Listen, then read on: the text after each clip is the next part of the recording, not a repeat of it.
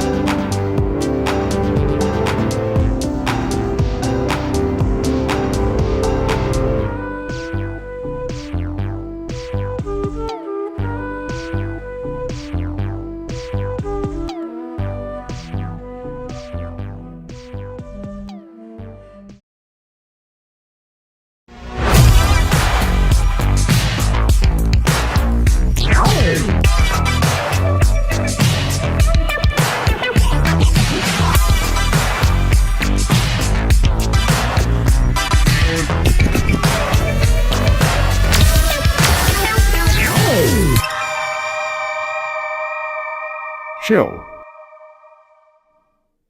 Hello, everybody, and welcome to another very exciting episode of VFX and Chill, a show where we like to mess with visual effects and make cool stuff.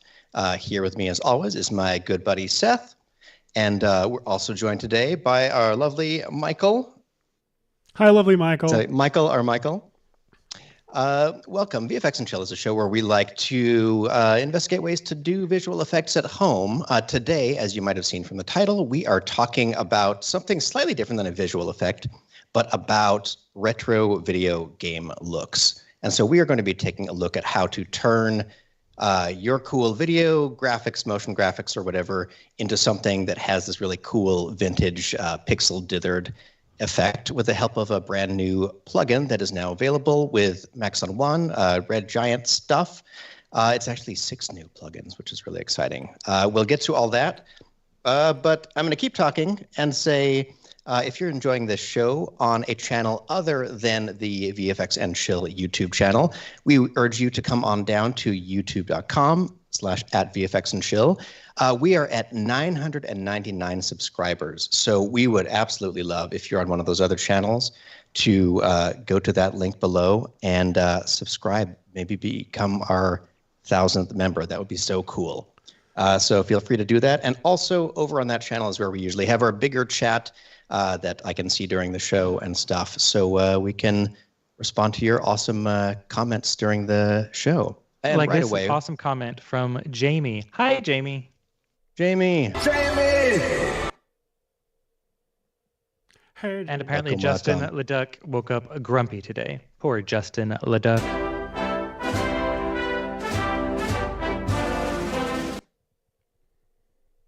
I don't really like that music right now, but we're gonna our real president, Justin Leduc.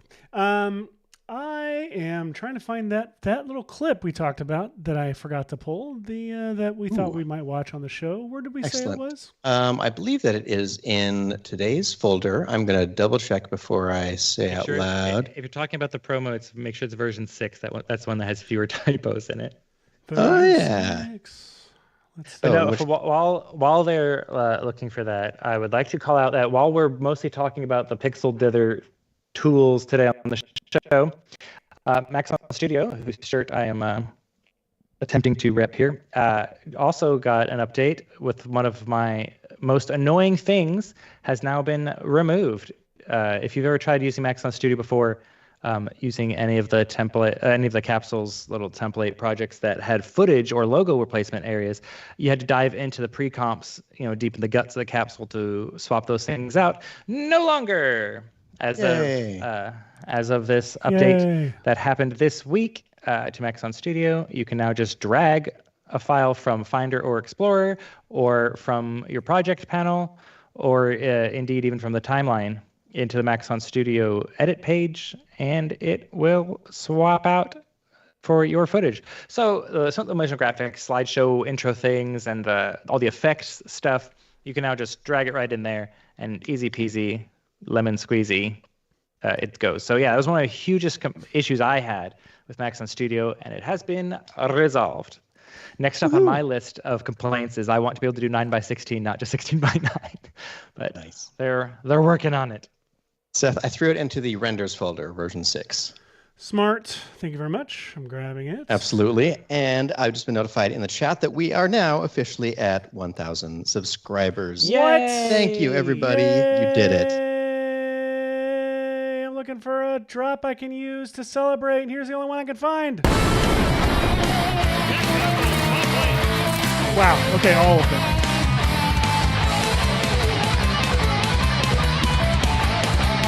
Okay, enough of that. That's really, really great news. Thank you, everybody. We are very, very proud of ourselves. That was not easy, but I did it. So thank you, everyone. Incredible. Let's see. What were we going to do? We were going to watch a little thing called a promo. So why don't we do that? I'm so scared to share my screen, but I'm just going to anyway. We're not going to worry about it. Here we go. If we go to me, can we see anything? Can we see this? Okay. Yeah, and I can hear it too. Can the audience hear it? I'm sure they can. Get ready, everybody. It's going to blow your mind. Universe Pixel Diths.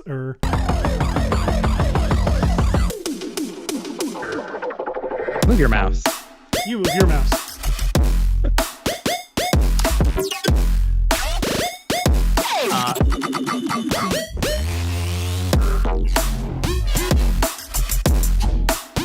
Very cool promo.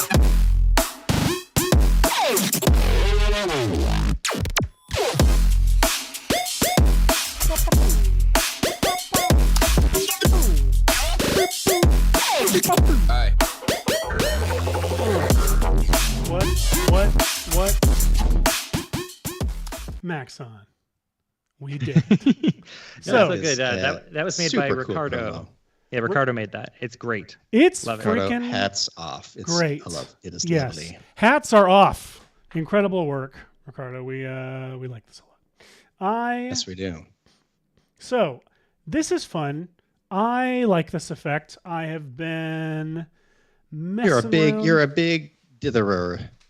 I'm a big old ditherer, and I am excited that we have this plugin now because it is. I was skeptical, to be completely honest, having used other tools before. Yeah, that's true. This. You were the resident expert in dithering. Expert. I knew exactly what I was doing every time.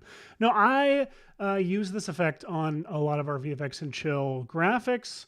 For those of you who might remember any episodes where we went through the season 2 intro and graphics that we made, I got really in the habit of doing this kind of chill dither preset that I made that took any ramps or gradients in our graphics and gave them this dithering effect, and I really, really liked it.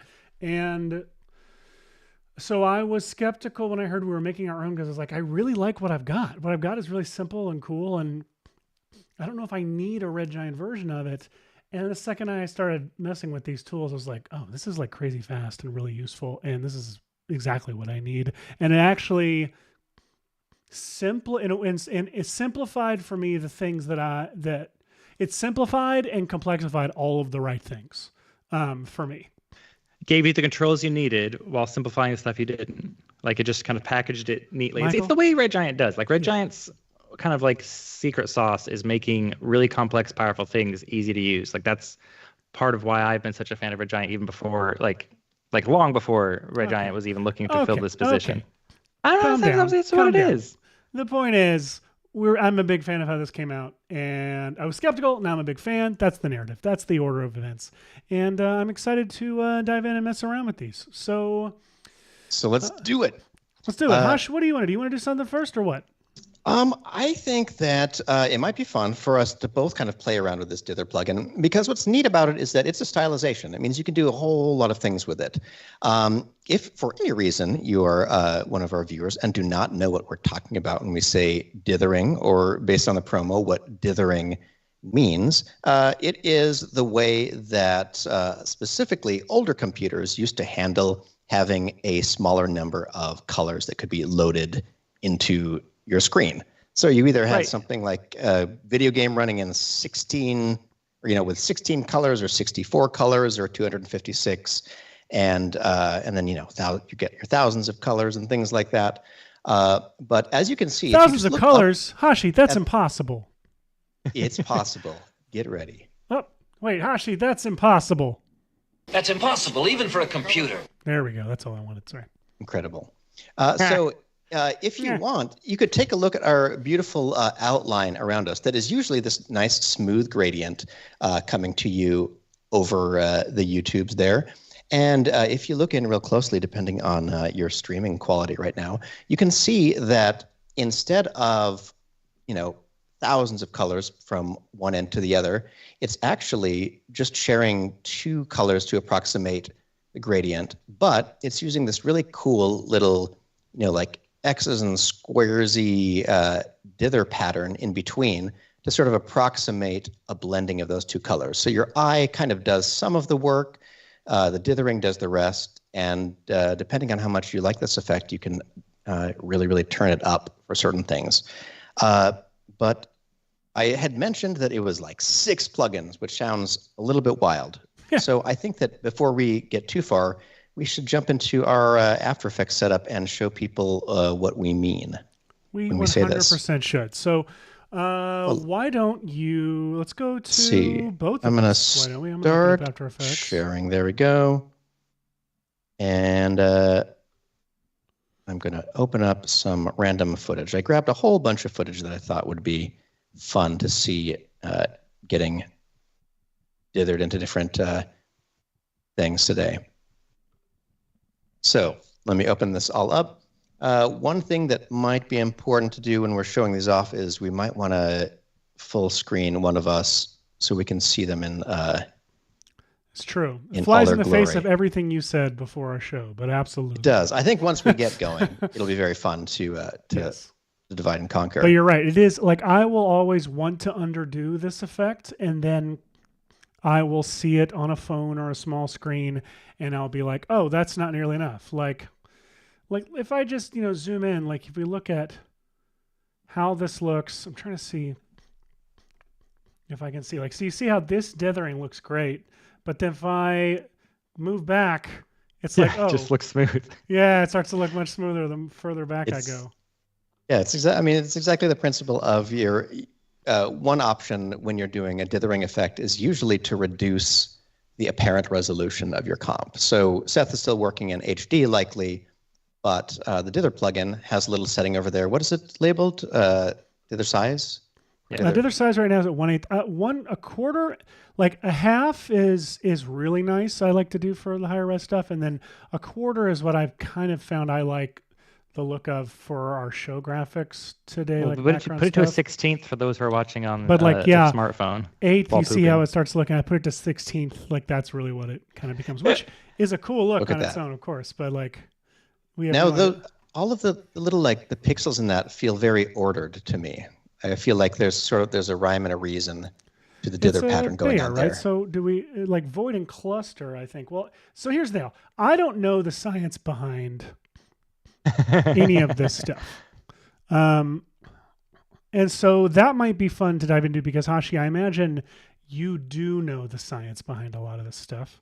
I know a little bit behind it, which is mostly to say that if you're trying to figure out how to approximate something that you know is supposed to have a gradient in it, but you have an old computer that can only display a few different colors, and you want to do something like this. One way that you can generate those graphics is to do kind of a sampling. Thank you. Let's see. I'm not. I could demo it on this. Hey, just do a black to white gradient. Good call. Let's just do a fun little. What? No, tentacles just started. Yeah, tentacles just started. Okay. All right. Let's see. I'm going to do a ramp. Gradient ramp from black to white right there. Okay. And then on top of that, I'm going to do a new adjustment layer so we can just see our single effects on it. Now, if you go over to your effects and presets here, and were to type in dither, you'll see that there are a whole bunch of lovely universe dithers that say universe custom dither, universe error dither, halftone, ordered, and threshold. Now, these are all different types of ways that the gradient can kind of be approximated. Let's step through some of them now. Let's start with ordered, because I feel like that's the one that Seth is using over there. And here we go. Check this out. So by default, posterization is at like the smallest amount of colors possible in the scene. So you end up with just black and just white. But when dithered, especially from a distance, it tricks the eye into thinking there's like shades there. Mm-hmm. So pretty cool. And if you crank up the dither amount there, Spider-Man, you'll make it a wider, exactly. much wider gradient, but it's still only going to be black and white. So almost all of our dither plugins start with a fairly similar thing. Like you'll see a dither size, which is either half, quarter, makes it bigger, and you could go all the way to like 16. And you have this cool houndstooth looking thing. I'll go to quarter for now. And then there's a dither intensity. That basically is explaining, just like Michael said, how much of the area gets dithered. So as I turn up dither intensity in almost any of these, it spreads out how much it's sort of interpolating with its dither effect. So that's pretty cool. And then there's a thing called a dither bias, which sort of has the effect of brightening or darkening something. What it really does is it's saying, where do you want most of the dithering to happen? Do you want it to happen in the darker ranges of the image or the brighter ranges of the image? And if I switch over to, you know what, since I'm using an adjustment layer, I can just throw this in here and under that. And now you can see an example using kind of an image. So check this out. So this is using the ordered dither. The type is Bayer, which is sort of using, you see these cool little crosses and pluses.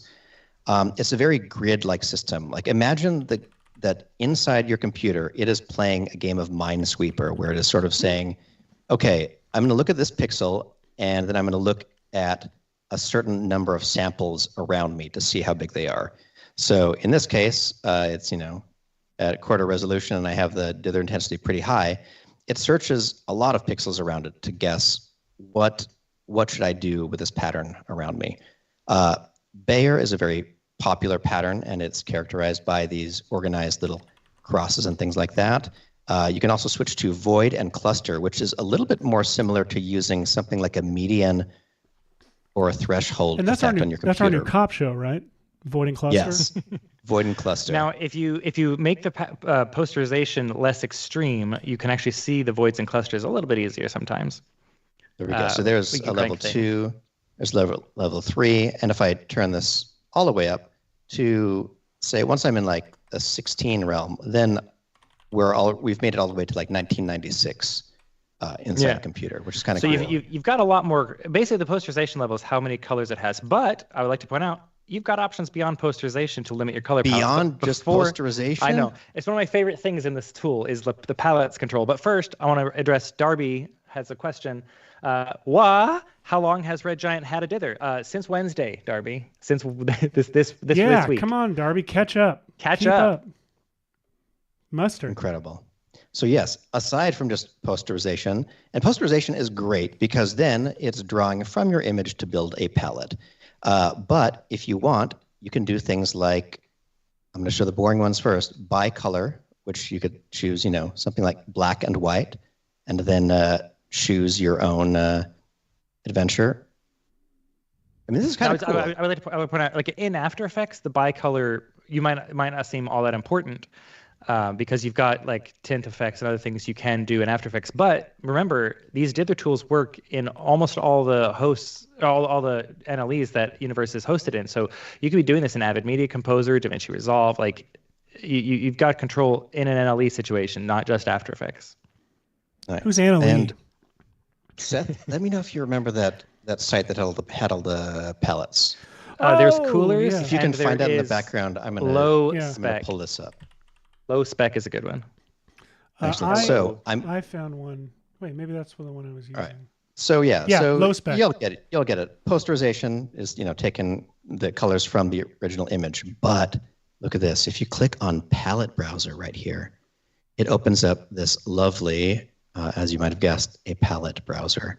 And this is the coolest. Look at this. We have like an Apple II, Atari, Commodore 64, a lot of these named after the system that one of these palettes might have been developed for, which is pretty cool. And remind me, where's that import button, Hash?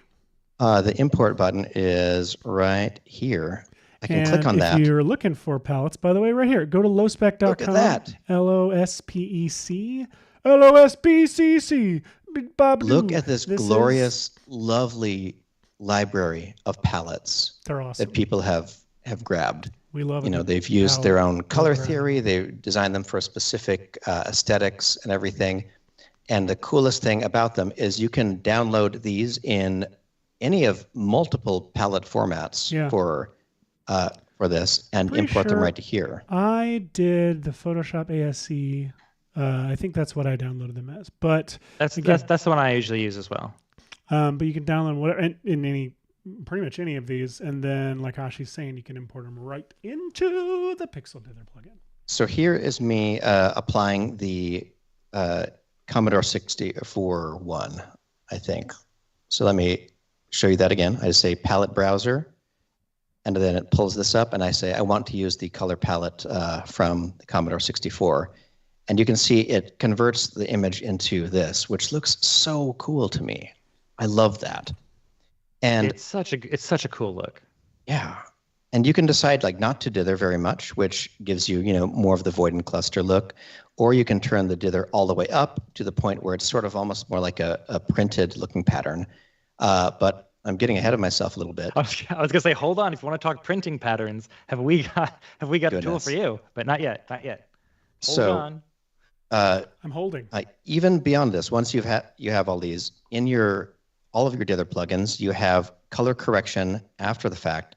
So you can do things like you can brighten them straight through the same color palette, which is really cool to do post effects on them. You can play with the brightness. You can decide how much the image is saturated ahead of time. This particular image is super saturated, so I don't need to really do anything. But you can also decide to saturate it after the fact and push that's other great ranges. Because once you restrict to a palette, you might be like, gosh, that palette's, once it's applied, it isn't quite as punchy as I want. And you can just right there, kick it up a bit. But the pre-saturation is a really great thing. Like instead of having to have a separate effect to pre-saturate it, you just have that punch right there. And so that'll help because that just saturates it before the dither plugin does its processing. So it helps punch it up to maybe get better colors that in your chosen palette. Like that was such a great addition in the tool. So very, very cool.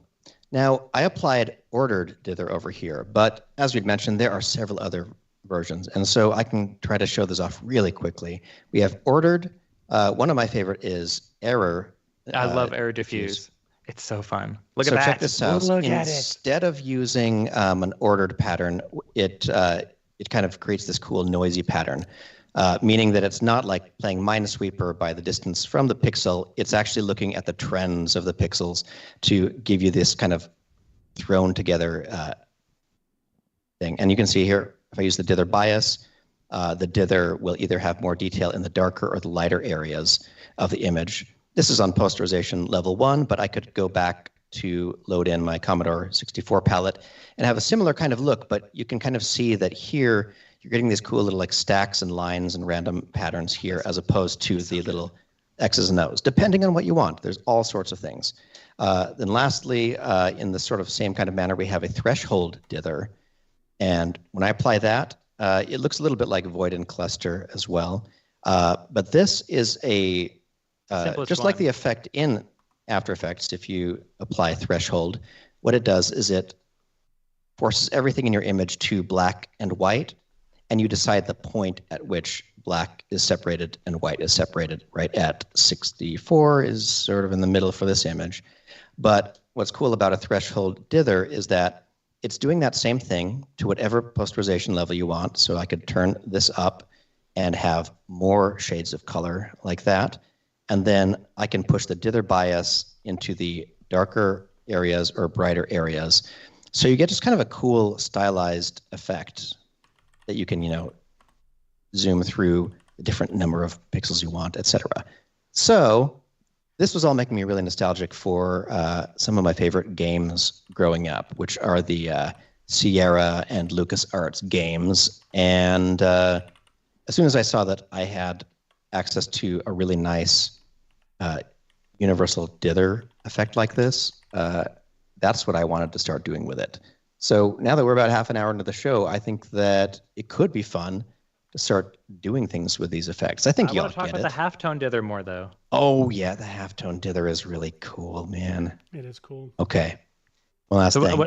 Can I talk about it, please? You talk about it. Because I love it so much. You want to share your screen or just I'll No, you do it. I've got stuff I can show in a minute, but you can just show that. So it's got 3 modes. All 3 are very different. It defaults to this one, which is monitor. Hashi, just zoom in real close. You can kind of see what it looks like. Monitor gives you like what some newer monitors do, which is individual little lights that light up photon things that give you, if you go real close, you can see this red, blue, green. It behaves like light. And adjusting the size kind of can help show it off more. But this is what your computer monitor is doing. And what's really cool is you can make the size of these grow besides the spacing. So you can make the spacing still tight, but then grow the size, make it smaller, go smaller on that, and then pick the other size. Yeah. Right there, and then make that size bigger, and they'll actually overlap. Like you can do all kinds of cool effects with this. Like look at this. It's if neat. you turn blur into each other like scale that. to X, I love that. Look at this. So good.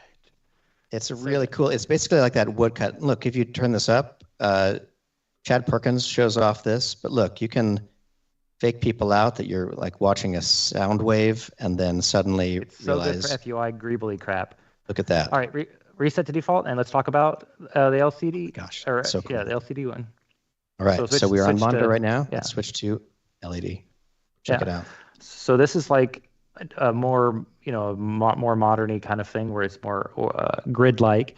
Also good for lots of cool effects, like especially you grow them up and they add over top of each other as well. And that gives a really cool bokeh-looking effect too, if this is the one I'm thinking of. Just there you go, look at that. This one's really gets some options for stylizing, but my favorite of the modes is that one, yeah. Printer. So this actually, instead of working in RGB in light, this works in, which is additive. This works in subtractive CMYK mode. If you make things small enough, you can, or big enough, whichever, you can see that it's using cyan, yellow, magenta, and black to make the image. So you can get that cool printer halftone effect. Now you can uncheck split RGB, and you'll get straight black and white newspaper-y halftone print. Hashi, you'll hit there you go. This. Dither bias to get us a little brighter. Let's do that. And oops, there we are. Yeah. Yep. It's great, but I like to split it because I was like not very long ago I was working on a way in After Effects using the color transforms to make proper halftone effects, like getting After Effects to do subtractive CMYK blending, and then this came out. I was like, well, poop. That was some wasted time. I could just use this now. It's great. I love you can work in RGB or CMYK, and you can get the look that you need. Plus, you can get those old school dithery things. Like there are so many tools that just like all dropped at once. It took Universe from 99 tools to. You gonna do it? Are you gonna do it? Oh, I already did it. There's up there. I put the promo out. It's on social media channels. 99 plugins, but a Dither 8.1. And now with the 5 dither plugins plus palettes, which is standalone, by the way, we haven't talked about that. You have a standalone palettes effect that will just recolor your image without any like dithering mess. So you just type in palettes. There you go. You can apply a palette to your scene.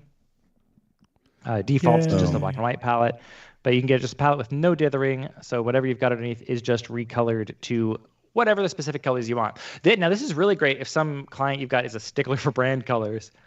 You can just be like, yeah, all your footage is brand colors. You're welcome.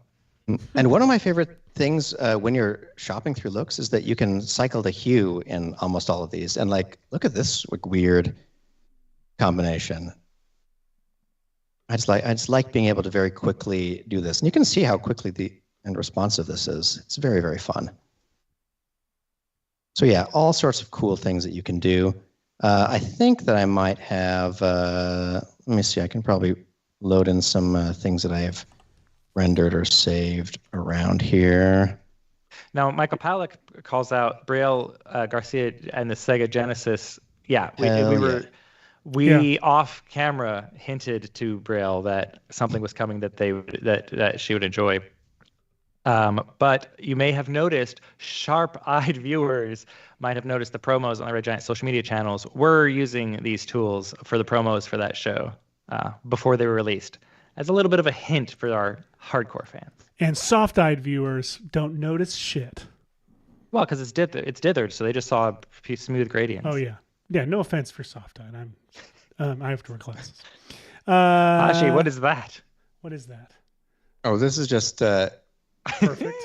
That looks so cool. This is perfect. This is how I was feeling at the beginning of the week, and then I made some other fun stuff. I think let's see. Yeah, where's the one you made after? Yeah, that's a good one. This one's kind of fun.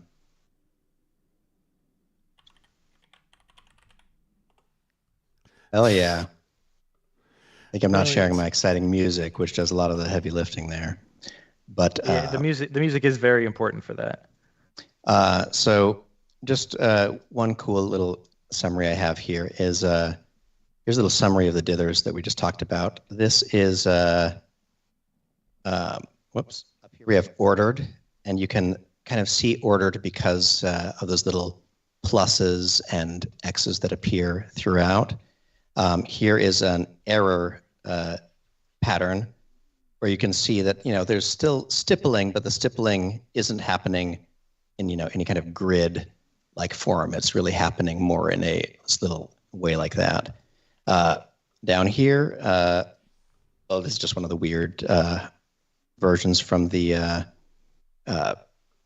halftone pattern, and here is a threshold, which actually ended up looking a little bit, maybe the most like some of the Sierra games that I was imagining, even though I was thinking that it might be like the Sierra diffuse pattern, but they're not related. Not related. Not related. Both called Sierra, not related. Yeah, and I also made another weird one. I can play that later. I'll play that. We can play that at the end, ominously, to end the show or something. Oh, check this out.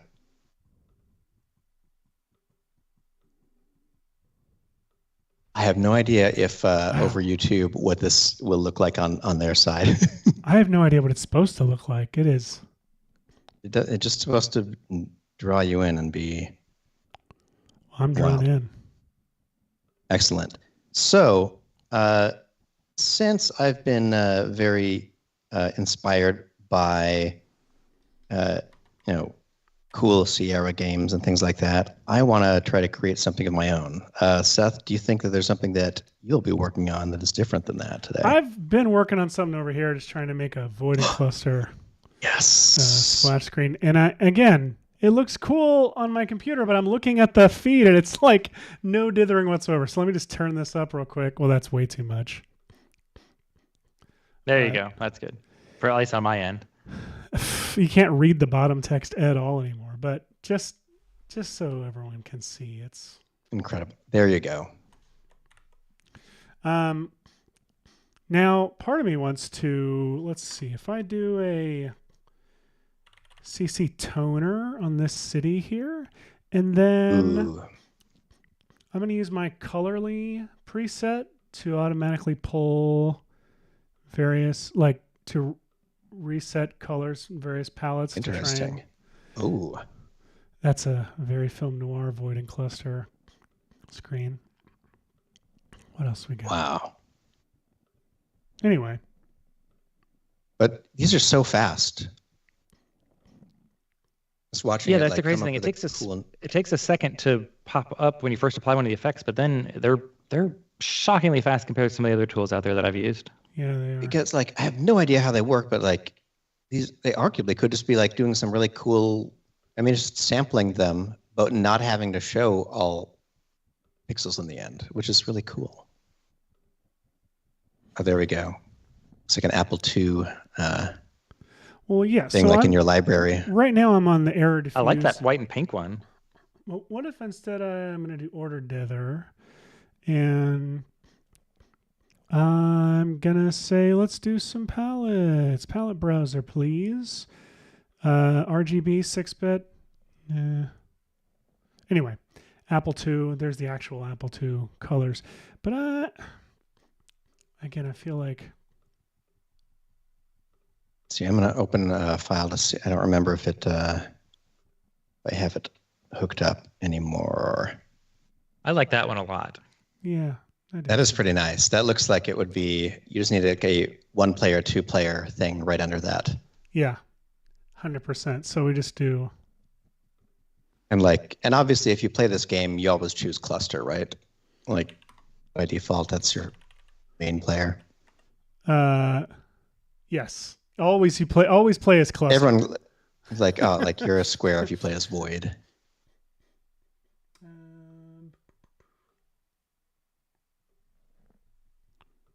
All right, let me see if I have this saved properly. Okay, I'll open it up in Cinema just to show it off. So over here, do you want to try split screening at this point, maybe? Yeah, sure. So one of my very favorite games growing up was, game series was the Space Quest series. 500%. In fact, I went through and I sampled a bunch of Space Quest music for this episode. Wait, can we do a cool lo-fi music in the background kind of thing? The problem is what I started on ended up not being very lo-fi. So I've got this the sounds I got from this. Can you guys hear that? Is that coming through? Man. I'm hearing it quite loud. Good.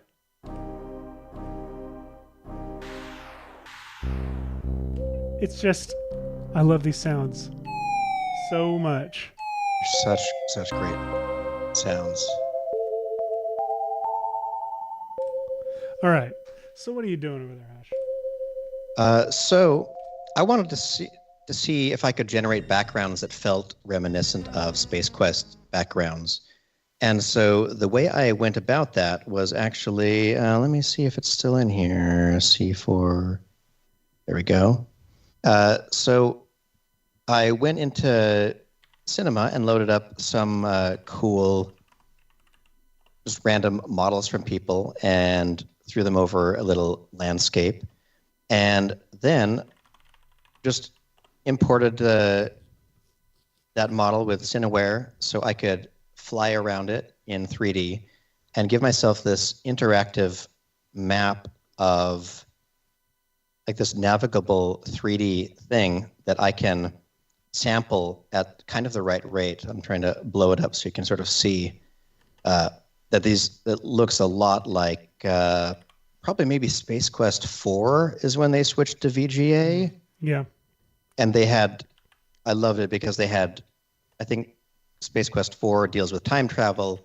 So parts of the game where you time travel into previous games, they're in and the then old color palette that make no sense as well. And there's characters that are making fun of you for the color palette that you're in. It's great. Yes, that was my favorite bit of it. Is just a bunch of dweebs making silly games. So this was something I was playing with last week. I decided to kind of abandon it. I don't know where I was going with it, but yeah, if you have a 3D model and you have this cool void and cluster thing, look at you can create these very, very out of time looking backgrounds. So I love them anyway.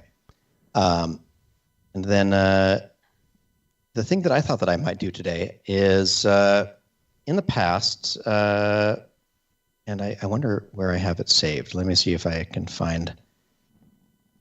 It's always fun when Hashi tries to quickly find something that he saved on his computer. Oh, while Hashi's looking for something that he quickly found.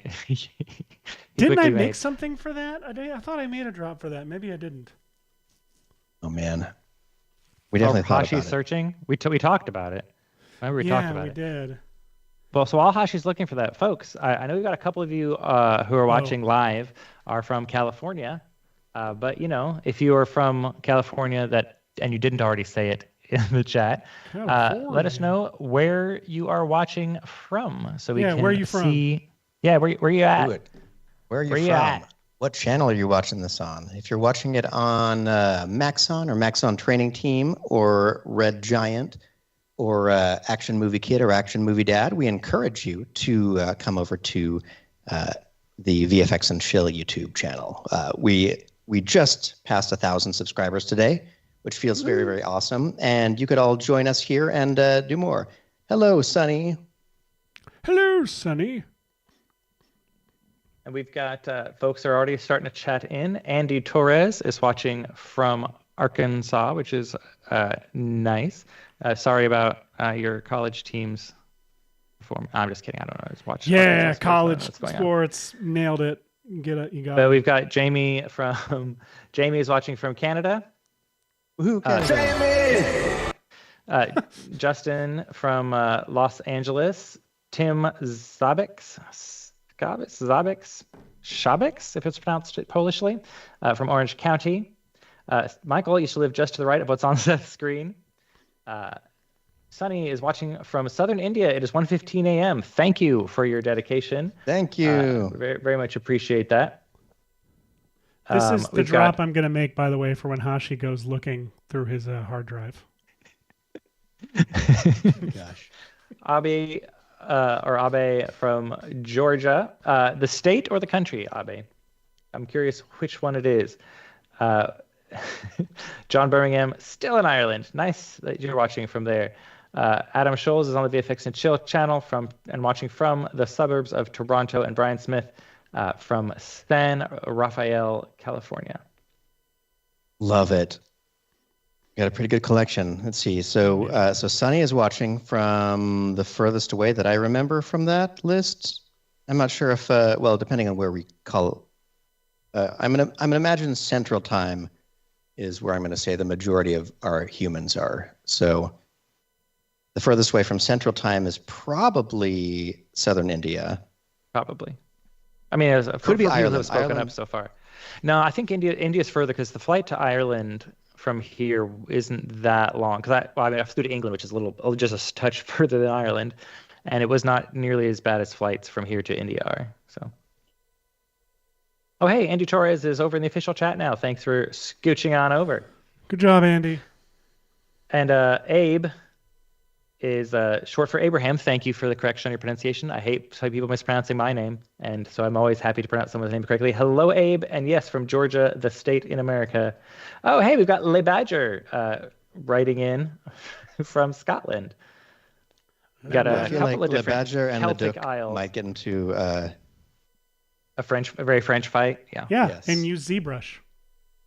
ZBrush. Nice. I was using some recreational ZBrush this morning. ZBrush. Recreational. I was going to try to make ZBrush. something for today, but I didn't quite get there. But yeah, I have no idea what I'm doing now. I got distracted because I was very looking distracted. I got addicted. I became a big fan of this name as a video game, just called You Dead, and so.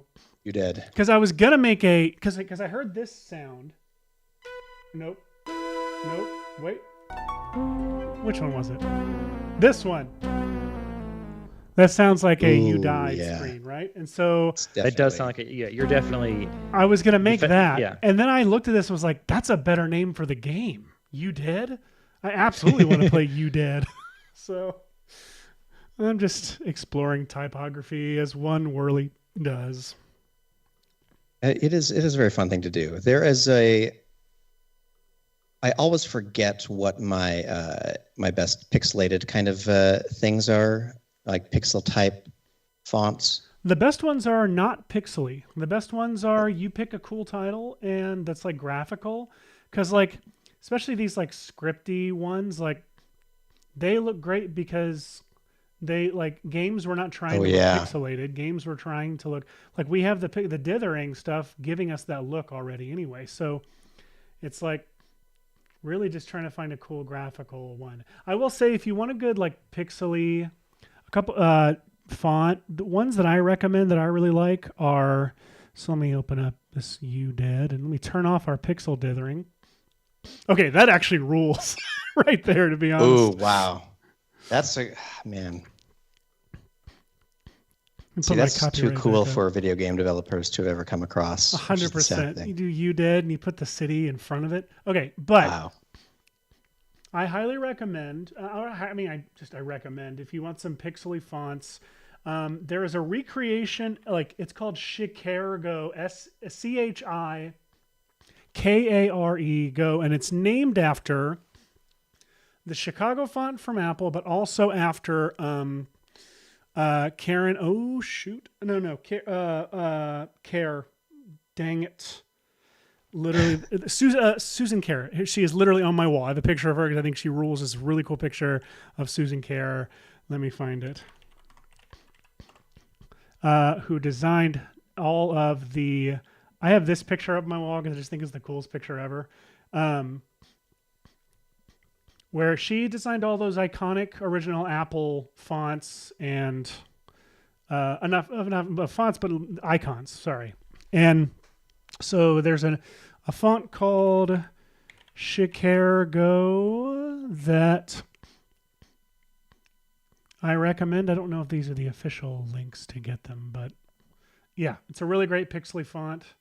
I also really like, and this was used on the Better Call Saul intro, and so I used it a whole bunch for a long time. It's a VCR OSD Mono. Nice. That one's great. VT323 is also fun. And there's also, I believe there's a free like shareware version of this, but it's Newbit is a really great one. But again, I really think the fun stuff is like Skull and Void, like we turn on this back on, like that there looks like. That's so good. Yeah. And again, we can turn this up just to make it even more pixely if we want for the viewers at home. Oh yeah, because you need it that big because of for how small it is now. Now, Michael Powlek, while you may have that opinion, and Chicago compared to say L.A. and New York, similar sized American cities, the violent crime rate used to be kind of matching them, but in the past decade or two, it has skyrocketed beyond them. So I think it's a fair characterization. We did it. See, yeah, I need to stop. I don't know why I'm still searching for this. Now, Seth, you made a really interesting point a minute ago that I'm not sure. You're not sure I meant to. That sounds no. Like I'm not sure we have addressed as well as we probably should. Pixely. Like these dithered looks that are so like reminiscent of the retro stuff that we are familiar with from our gaming childhoods, they were never intended to be seen as pixel art. They were just working in the constraints of their systems, but they were being, for the vast majority of their intended lifetimes, were being displayed on screens that were CRT tubes. So you wouldn't actually see this pixely stuff because they would get blended out by how... Hang on, I can share my screen for this. Ooh, give me a second. Do it. I think Start sharing. Should hopefully jump into my box there. All right, you ready? There we go. Are you ready? Excellent. I think we're seeing you. Yeah. All right. So let me scooch this Skype window out of the way here. So we've got this really cool graphic here. I've got this Skitter Girl. Looks awesome with the Dithering plugins on it, but you wouldn't be seeing this pattern if you had it on an analog screen. It smooths out a lot of that. And this is where some of the really cool stuff about Universe is. There's a lot of tools in Universe, and I'm using Universe Analog on top of this to just give it a little bit more of an analog screen look, and it washes out quite a bit of that detail. This is that really cool, like, ooh, it's good pixel art. This just looks like actually an old game. So like this is more how it's intended to look. So I say a lot of the time you're going to want to throw Universe Analog and maybe build yourself a preset that works well with the dithery effects. But you can really get that actual retro feeling by layering those two together. While I'm sharing my screen here, let's talk about some other cool things. What I really like to do, again on the topic of emulating how it would actually have looked, I like to throw on like a glow, like in this case I'm using Universe Glow on top of this, because in a tube screen, brighter areas would bleed over just on the screen's surface. So you can have a dithered glow might be fine, but in this case, I want the glow to be after the dither, so it feels like it's diffusing on the screen. And so you get this really cool, like cyberpunky looking stuff going on, and it just adding a glow on top of the dither really helps sell that kind of like it's on a screen kind of feel. I was also playing with some other effects like here. Go back to that one more time. This one. You like this one? So cool. This one looks like I was a really like it looks designed for that, which is so cool. Here's what it looks like. You'll find that if you anything that has that too light, like negative fill kind of result really contributes to those patterns there. Look just so I love this stuff so much. This is that good old error diffuse dither going on. Anyway, hang on. I'm going to get distracted. Here's a cool effect I got here. For this one, if I play it back, I posterized the time so it didn't feel like it felt more like the limitations of the graphic systems at the time. But you'll notice my screen stuff is moving like a interference on a screen would. It's moving in real time because I have the posterized time happening first, then the ordered dither in this case, and then Universe Analog on top of it. So all that's together takes this footage here, which, it's fine, really cool matrixy looking stuff, and makes it look like an old video game of, from before the Matrix's is time.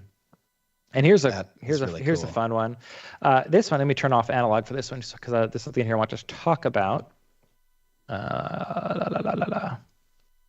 So that's not dither anymore. This should say analog. What I did for this one was if I applied just analog to this clip by itself, or dithering, let me solo it, without the roto brush, and I played it, the background had noise.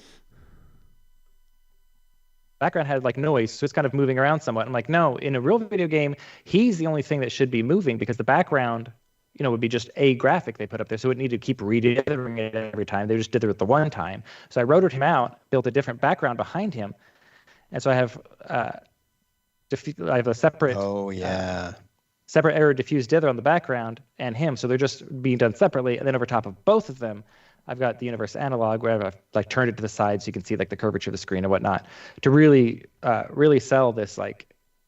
All right. So when you had him on his own layer, are you saying that these dither plugins work with something with an alpha channel? They do. Observe the alpha channel. Yes, you can use these on alpha channels. Let me unsolo that and turn the transparency grid back off.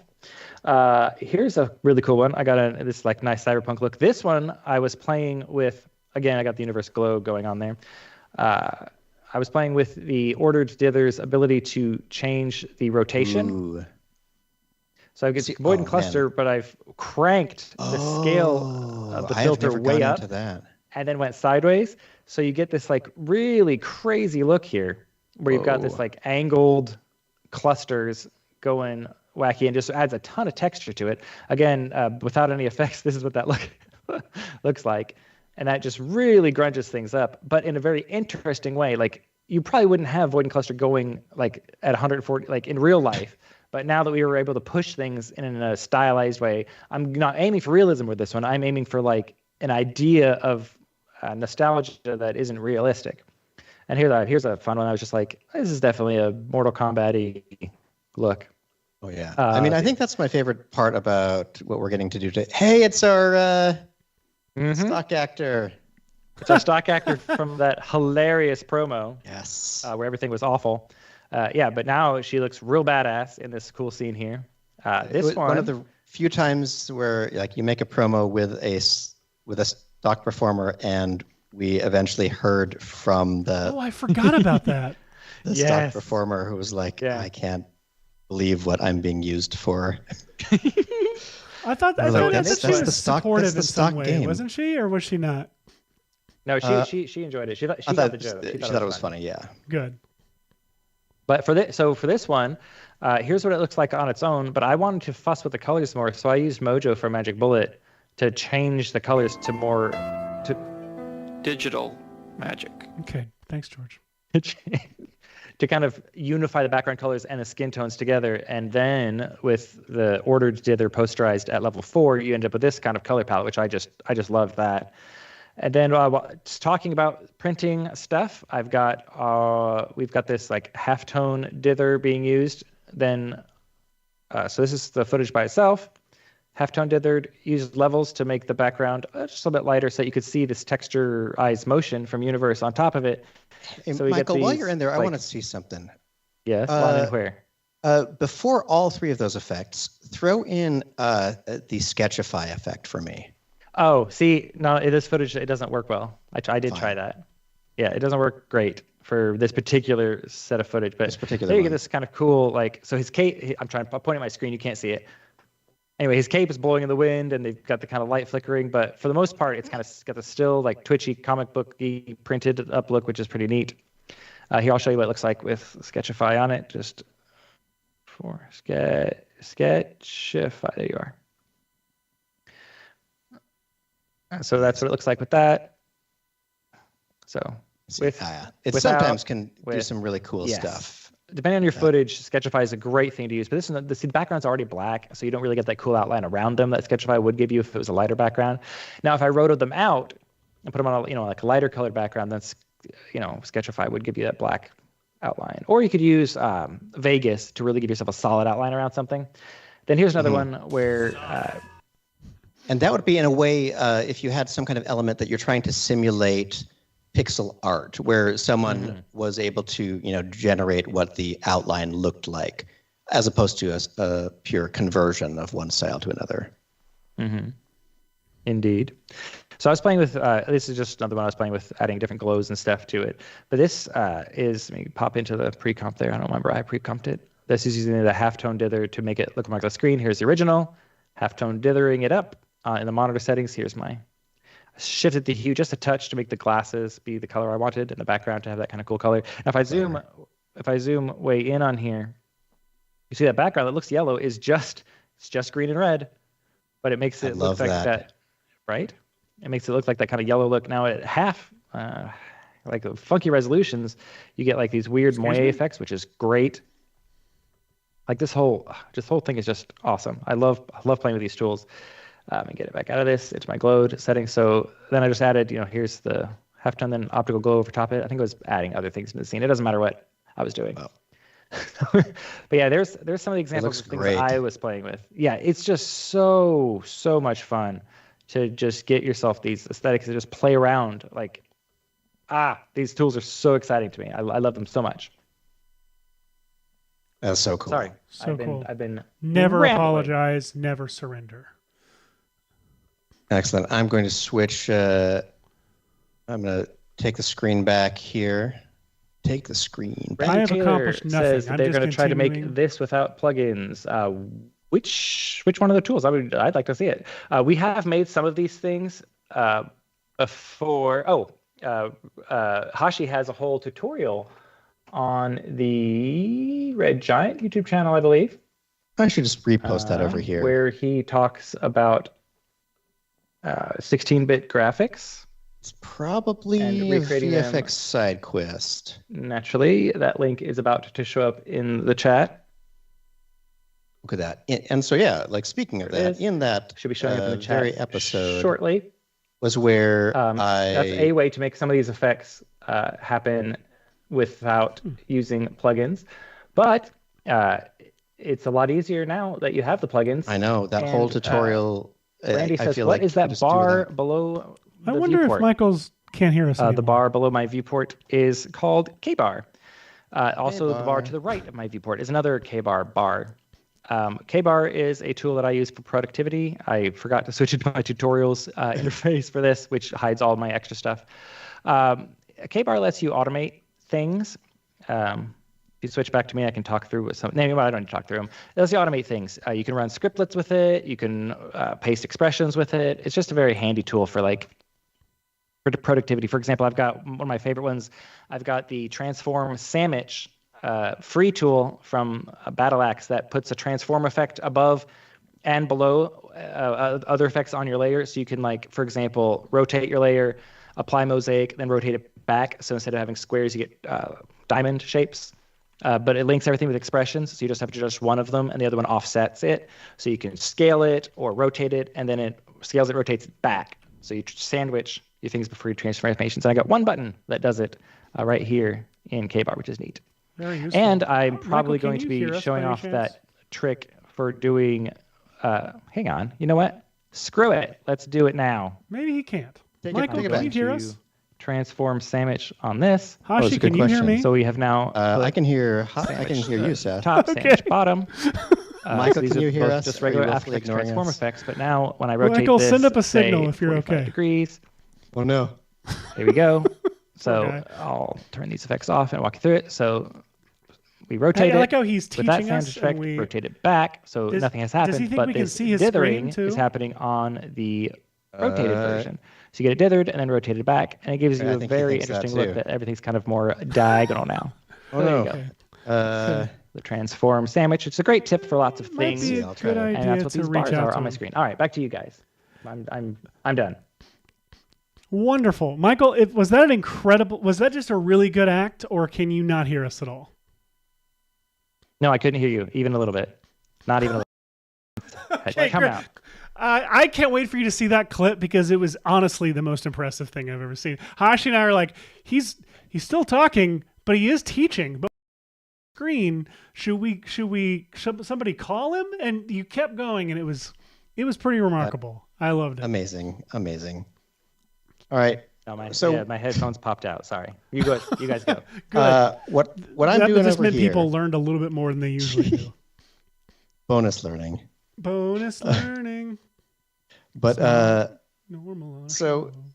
I was playing several times on the screen earlier, I made that North by Northwest clip into a kind of arcade style video game, and I was thinking that maybe with some of the remaining time today, I would work on this other very famous scene and try to convert it into more of a video game look. So famously, the Singing in the Rain the shot is kind of filmed in just a few very long tracking masters that kind of go along this cool set. And so what I've done is I've gone through this set, and I've been kind of trying to sequentially find each new segment and then copy and then paste it over here into this long panorama that I'm trying to build. Gosh, are you sharing? I don't know if I can see. Oh, darn it. It looks frozen. Let's see. Sorry, bud. It was frozen. That's all right. I was just scrubbing through this lovely Singing in the Rain performance, which I believe was famously done in just a few takes or something like that. But it's this lovely kind of camera pan along this little soundstage set. It's probably in probably Pinewood Studios or something. I don't know. I'm making up facts now. Pinewood is now Atlanta, but also London originally. So I would imagine it would be on one of the LA lots. But anyway, unless it was shot. I don't think it was shot in London. I'm going to shut up. Randy Taylor's asking, did you remove the rain from these shots, Hashi? Or is it just I don't think not it's very actually visible? raining in that shot. Oh, I have not removed the rain yet, though I have been trying to favor, like you'll see if I zoom in, you can see that there are little areas of rain and stuff. But I am trying to kind of square up and attach together all the pieces of this set. I don't know why I'm trying to be so accurate.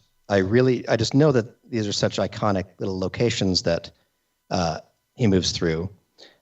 So I'm trying to kind of build the ultimate panorama of the whole Singing in the Rain set. Awesome. It breaks my brain too because it's the wrong direction for a side-scrolling video game. If you're in a Western hemisphere, or a reading, I believe that it's something to do with reading direction being prominent, and I don't know. In cinema, it's supposed to be either evil or strong to move this direction across the screen, and Gene Kelly is both. No, solid. It's not. Solid. It's now complimenting our jokes. So what have I got here? I'm just doing my best panorama job over here, and this is made a lot easier by generative fill, which is really cool because I can easily do things like these don't match up very well, but this is, the pharmacy overlapping that thing. I say pharmacy because it says pharmacy right there. But I'm trying to kind of line everything up, do what I can to then say, let's erase Gene from this shot, and I'm also going to erase the lamppost here because I want to start adding back in a multi-planed effect. So let's do a quick generate without any prompt in there, and that'll hopefully come up with something that looks like a pretty clean background right here. Michael Pollack says Singing in the Rain was done in MGM Studios, Culver City. It was in Culver, of course. MGM Culver. So wait, what is that? What is that now? It leaned really hard into it being a Studios? Hollywood thing. So this is filmed over in the worst part of LA to get to. It is. But I'm wondering, was that Culver Studios or is that now Culver Studios or is that now Sony? I don't remember. Seth, can we have Hashi screen a little bit bigger? Some folks are having a hard time seeing what he's doing. Yeah, no one wants to keep watching me finding the stupid color palette for You Dead. Go right ahead. Okay, so what am I doing here? I am just trying to seam together the backgrounds from Singing in the Rain into one kind of larger bit. Whoops. What am I doing? That's my paintbrush, not my eraser. See, instead of using masks, I'm just going right in and erasing the layer and just hoping for the best. There we go. All right, so this is the kind of fun part about it, is that you can sort of line up stuff the way you would do any traditional panorama, but if you're missing bits, you can just select something and then kind of generative replace it if you want. Okay, so this window is probably, oh no, I thought it was that window, but, it is. See, the camera keeps changing, so this sign is now this sign, and that window is this window. So they don't match up anymore because they changed the lighting setup for this next shot. But if I scale this about right for that window, I'll get something kind of like this. I can just select him right there and erase him. I bet that this will look pretty good. Erasing. That looks pretty good.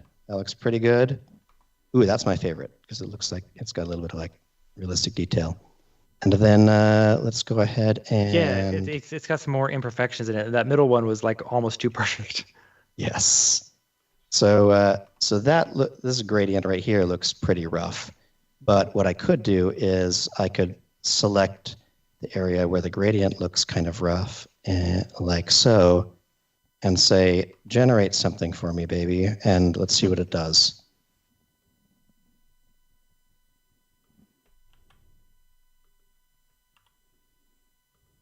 interesting.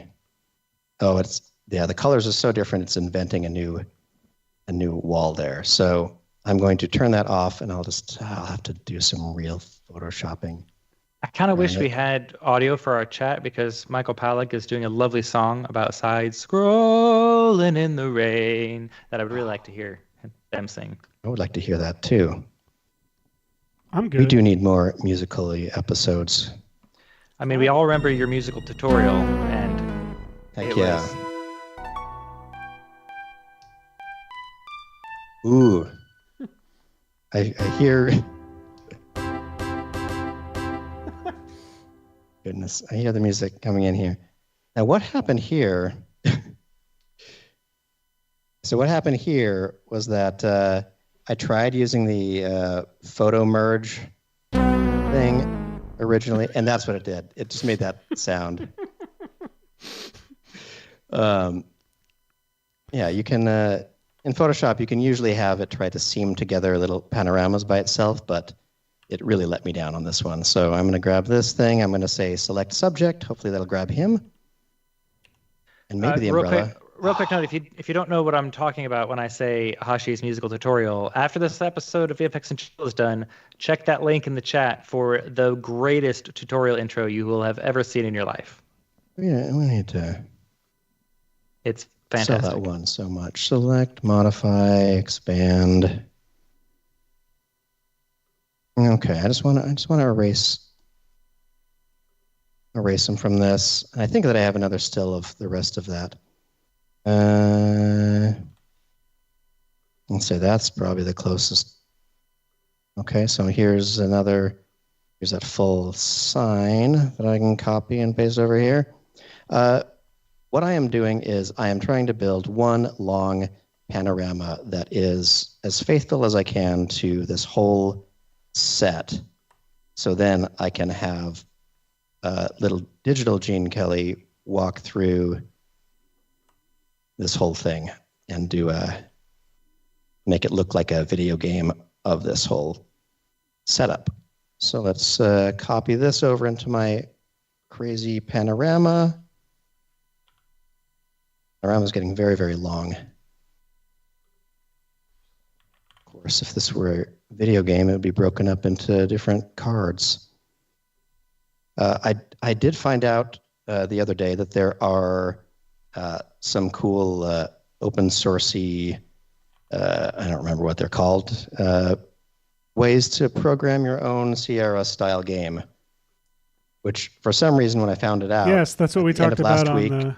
I was like, I could master that over the week and have a playable game of sorts based on VFX and Chill. I'm really pissed that you don't have it. Spoiler alert, I did not. Okay, let's do a little corner pinning to straighten out sign there, and there we go. Do a little bit of blending right there. Put these together. There we go. Close enough. Goodness. You know what? This is probably, at this point, getting a little bit boring. So I'm going to skip these last two locations because, if anyone from the, Culver Studios Preservation Society comes after me, they can. MGM Studios. Let's find out. Hang on.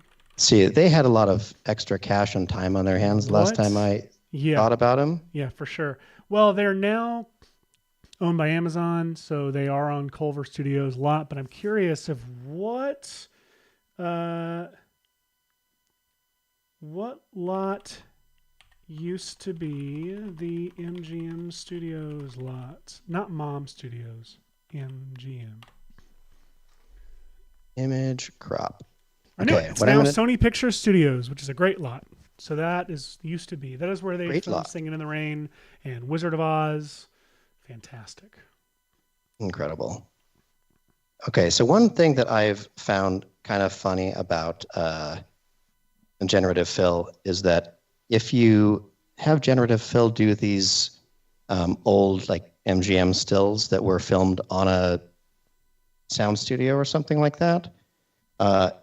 It seems to pick up on the fact that there are these few, like spread apart light sources just above the set for everything. And so it's almost like instead of generating the actual location, it generates a set of the location, which I just find cool. Okay, so let's see what this looks like. So in theory, you'd think this would look like buildings and things above here, but I think it's going to look like building for a little bit, and then it'll become a movie set on the top half. Okay, interesting. Ooh, that's a pretty cool one.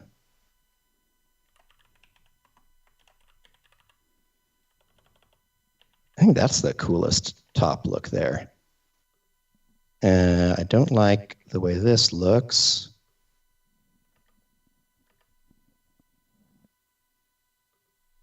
I want that to be a square window. Okay, square enough. Yeah, square enough. Okay, and now let's go ahead and do a select. I actually have an action for this, where you, if you have one layer, like a PNG or something with extra around it, I have this one right here. That'll just select all pixels there, and then select the inverse, pad it a little bit, and then run a blank generative fill to try to imagine what's going on in the background. And see what it comes up with. I probably should have cleared the road a little bit first, or cleaned up some of this first. Whoa, weird. Okay, there we go. That looks a little closer.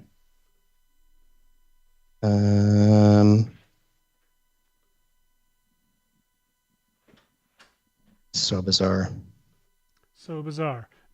So bizarre, so bizarre. So bizarre. All right. Let's stick with this one. Every time I look around. See, we have music. We do. Is that us getting the... That's how the people really feel. I am obsessing. Visit to Charlie says howdy. Howdy, Visit to Charlie. Hey there. Hi. Oh, right now, while we're just goofing around with these things, it might be a good time to mention that we have this lovely thing. The link is probably right in the description of this episode. But we have something called the VFX and Chill suggestion box, where you can submit clips that you're curious to hear how they did. You can submit work that you have done and you want us to react to. And every now and then we will have some kind of a chill challenge where we put it out to our audience to kind of ask what kinds of things they are working on or have built that work along these lines. So you can go there and you can submit stuff anytime. For example, we had a request, I think, this week from our very own Jamie that said, oops, where did it go? I opened it and then I lost it. A suggestion, a YouTube clip to ask, let's see, it says, see, I'm gonna open up a video over here. Show me. What is it? Excellent. This is a video from CoffeeZilla. And the question was, I thought that this robot, Dr. Maxwell, was animated really well. It has good reflections on the way that it fits into the scene with the surrounding area. So here we go. I'm playing a little clip. We could take a look at what we think of this character. I think it looks pretty good. Oh, it's pretty good. I agree. See, like when you have stylized lighting in a scene like this, and you match it in a 3D render, like it really helps sell that that render is in the scene. That's very nice.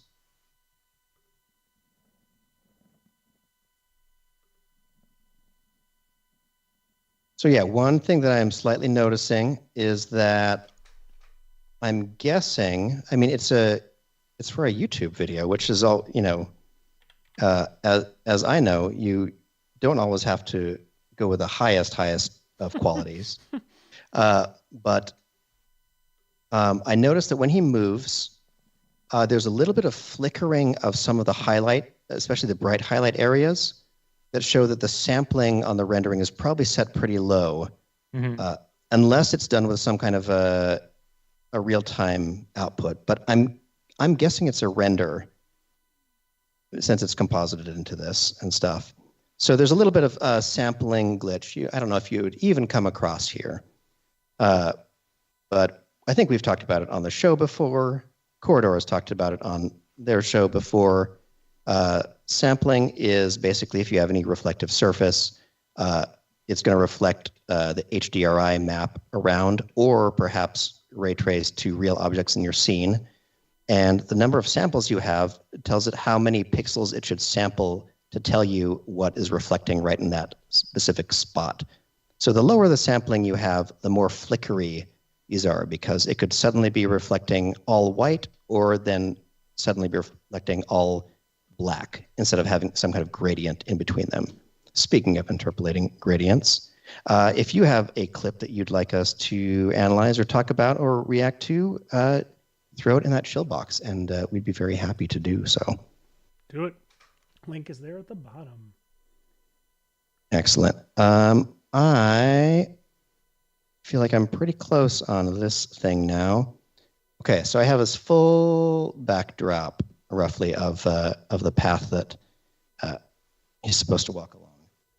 One thing that I'm going to maybe do, I don't know if this will work well or not, I'm going to try to smush it all together. Then I'm going to use the smear brush. And if you have the smear brush set to a pretty high strength, you can take pixels like this right here and just smear them across. And what's kind of cool about that is I know that he's walking on a sidewalk, but the generative fill kind of got rid of it. So what I'm going to do is I'm just going to smear across this like that and simulate a sidewalk being here, because I want in my video game version for there to be a sidewalk. It looks like there's sort of some hints of the sidewalk over here. I'm going to smear them right into there. And this isn't necessarily the greatest, the way that I'm just smearing the pixel straight across, but all of this is going to become very stylized very soon. So I think this actually either won't matter, or what I would actually do with something like this, I mean, honestly, let's be honest, it doesn't matter. I think it actually looks pretty good. So what I could do is I could select this whole sidewalky area like this, and then use the cool script that we were talking about just last week, which is a plugin called Generative Fill Enhancer. I'm going to mess it up again. Generative Fill Tweaker. Check out our last show for a good description of this. What it does is it allows you to use the Generative Fill tool for a selection, but you have a little slider to say how much do you want it to be influenced by what is already there. So in this case, I want it to look at the bright and dark values of this area, but I'm going to tell it that instead of just smeared pixels, that this is supposed to be a sidewalk curb like that. And I'm going to have this dial use like maybe 3/4 toward the image. I want it to look a lot like this current image, but it's going to be influenced by sidewalk curb when I press generate. So it's going to think for a little bit.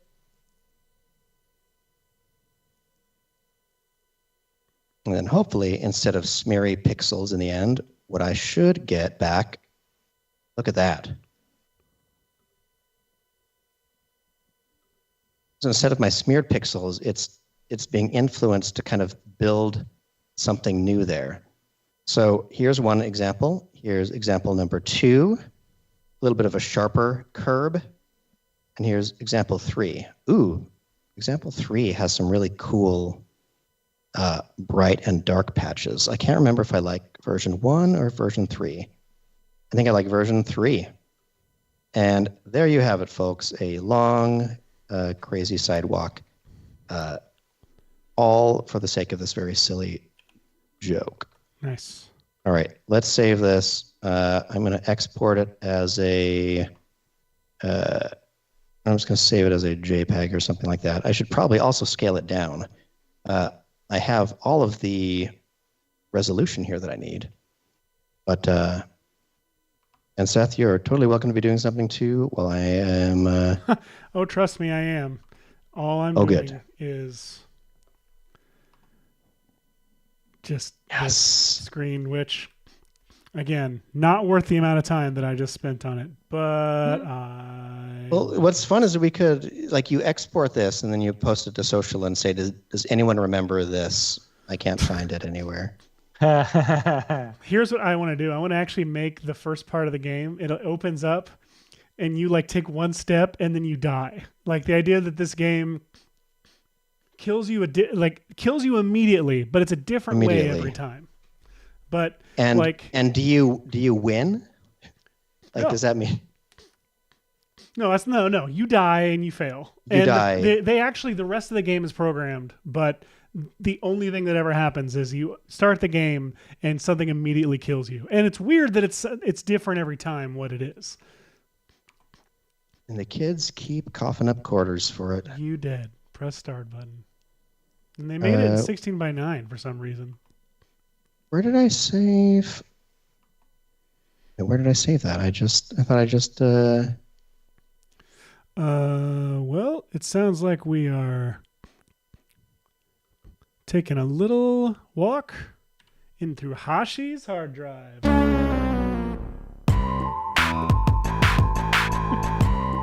don't even like this song for it. It's not a good track for it. Wild. That was a little more triumphant. Okay, save a copy. I'm just so confused.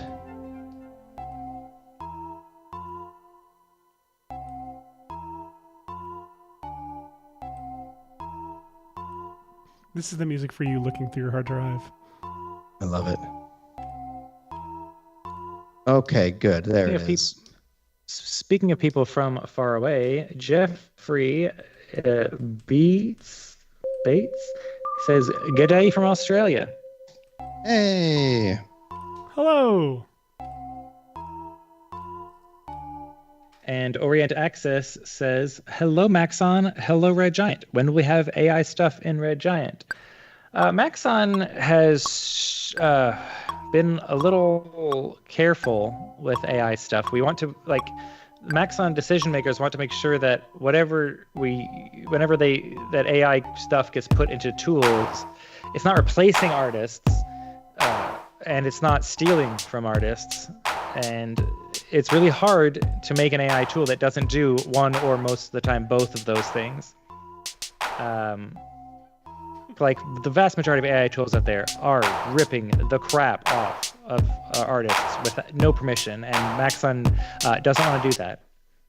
So it may take a little bit longer for that to happen. But that said, there are explorations happening all the time into all kinds of new technologies, not just in Red Giant, but in ZBrush and Cinema 4D and Redshift. Pretty much, every team is looking at ways that that the tools could be improved, not just with AI, but with all the other kinds of new cool tech that's coming on out there. Yeah, I feel like we could have at some point a discussion like within the artist community what tools y'all think are helpful and cool, and which ones are exploitative. Like the vast majority of the ones that are doing 3D models are just ripping off, but like they've just downloaded tons of crap off the internet, categorized it, and are spitting it out, but usually worse. Like it's rough. And then the generative image ones are just, the vast majority of those are blatantly ripping off of copyrighted materials and such, and it's just awful. We hate it. All right. That said, remembered I didn't grab a lamppost from here, which is silly. Photoshop's generative fill is very nice for what Hashi just demoed, and they don't use stolen stuff. All Adobe's Firefly model is trained on the stuff that they have permission to use, which is nice. But also why you can't get Coca-Cola logo to show up in anything in Firefly. Still don't own it. Okay, let's see if we can. I want the rest of this. Yeah, so here's a fun example. I want the bottom of this lamppost so I can use it in the multiplane. So I'm going to use the Generative Expand tool, which will make up the bottom of this lamppost. Impressive. I think this is probably the closest to what we got there. And then I'm going to use what is another fun feature, select subject, which is something that is machine learning trained. So not generative AI, but nuts. It knows there's a human there and it really wants the human. So let's instead image crop to just this lamppost, and now I'm going to say select the subject of this photo. Sunny wants your final product to be 4:3, not 16:9, by the way, Hashi. Oh, good point. Thank you. You caught me just in time. And Orient Axis says they're not looking for generative AI tools in Red Giant Tools. They just want to be able to say, if they have an idea about a Trapco particular setup, to just prompt the setup and it'll generate a preset in particular. That's a very interesting thought. How would you? Well, the closest we have I don't right know now how you would is how you'd create the training data for that even. Like, how would you train the AI? We have our tagging system and are trying to kind of increase the number of presets and things available to people that you can just search in the search is dashboard. the search right inside particular. If you go in the particular designer now, there's a search in there and it works. There's a bunch of presets already in there, so kind of already is there. It's just not AI. It's closer. Yeah, it's not AI, but it would give you something that is in the vicinity. Probably have the right number of systems and things like that. I don't know how you'd even train a data set on that. You would just have to build every possible thing. But then you're just building presets again. Just build everything. Believe me, I've been thinking about it. I've been thinking about what is trainable. Yeah. But yeah, I mean, great idea. I wonder if you'd have to get like a bunch of artists to just give their Trapco particular setups, and then some would have to go through and tag what they are for the computer to start learning off of them. Well, obviously the problem is a lot of really powerful Trapco particular setups are also using assets inside After Effects. For example, like the layer maps, where you can drive different parameters in particular or form with layer maps in After Effects. So to get a lot of particular looks, you would actually need to have other layers from After Effects with like footage or effects on them as well. Wow, this is getting more complicated than I thought it would be. All right, we're going to go with 640 by 480 for my dimensions nice. Here. And now, why do I feel like my everything is dragging? I'm going to close Photoshop. No need to save that. Let's save that. And I'm going to purge all. Yeah, delete those 54 gigabytes.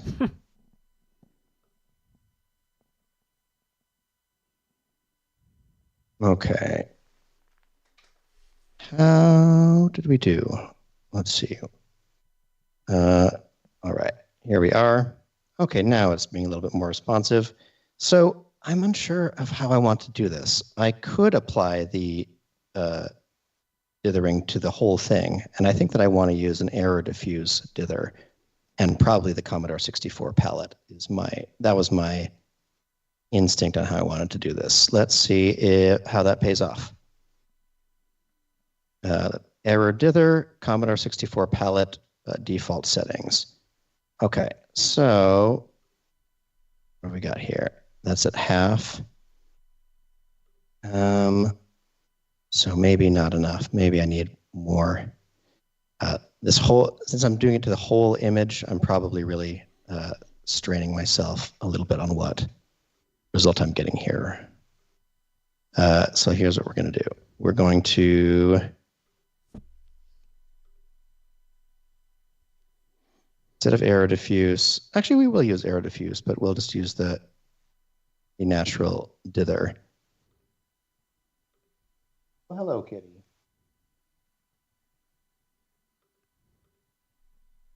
Okay, so let's see. What do I want to do? So right now what's happening is I'm applying the pixel effect to the entire piece of artwork, which one thing that's nice about it is that would mimic the way in a video game, like this piece of artwork, was dithered once, as opposed to being dithered per frame. But I have a feeling that I'm getting a weird result because of it. So let's see what our whole image looks like if we applied the arrow diffuse dither to it. Oh, that looks so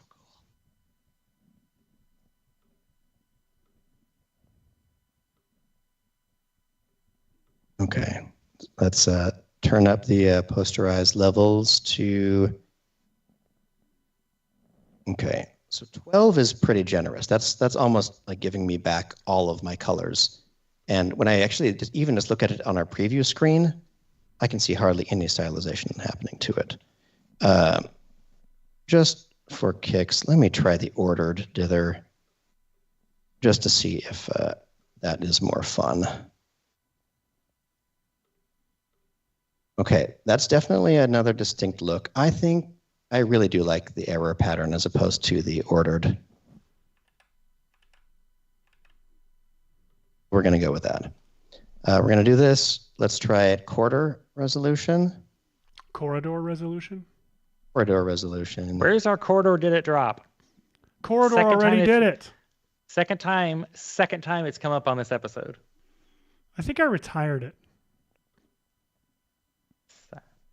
We have to make difficult choices when you're running an automated drop machine. Okay. I need to move on to something else. What else should I do? I've spent way too much time on this. Let's see, I have 20 minutes. I think that because this image is so wide, I might benefit from splitting this into individual scenes and getting a good pattern on them, which I hate. Seth, I think you should find some MoGraph uses for some of the dither tools that aren't in genuinely trying to emulate older video game styles, which you have. I already did it, man. Here, I'll show you. Let's get our logo real quick. VFX and Chill. Chill logo season 4. Boom, there's our logo, right? So let's bring it up a little bit bigger. I'm going to add the Dino Shader preset that I have here that creates this simulated shading on it. I'm going to turn up the shadow diffusion a bit. And I actually haven't tried this with the newness. Let me try. Let's put a div. Let's put the order dither on top of it. And let's get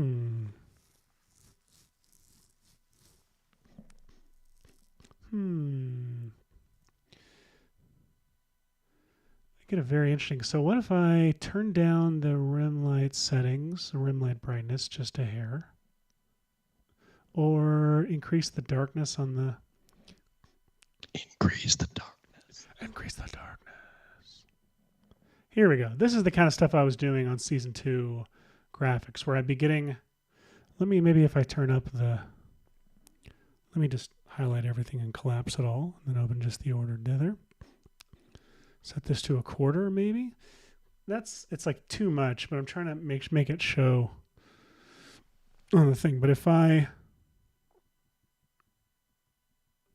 Oh, Oh, that was cool. Just animate that. Holy crap. I know.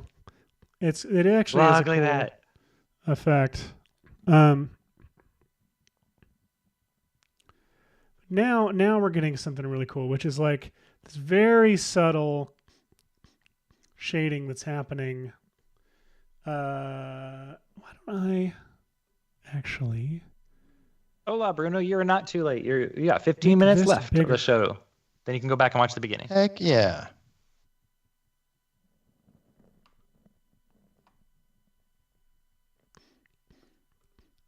Go up to a quarter, maybe? Quarter digital. Quarter digital. This is just a quarter digital. This is cool looking. There. Yeah. And again, like, I'm just trying to give this like a little bit of like subtle. So honestly, it's like I turned that up a whole lot. Texture. You're really using it as a texturizer, really. Yeah. 100%. So instead of the ordered dither, let's maybe try. See, now this way set at half is actually really neat because like it's giving a very subtle texture that almost reminds me of like Spider-Verse level. Yes. In fact, That's pretty cool. How about this?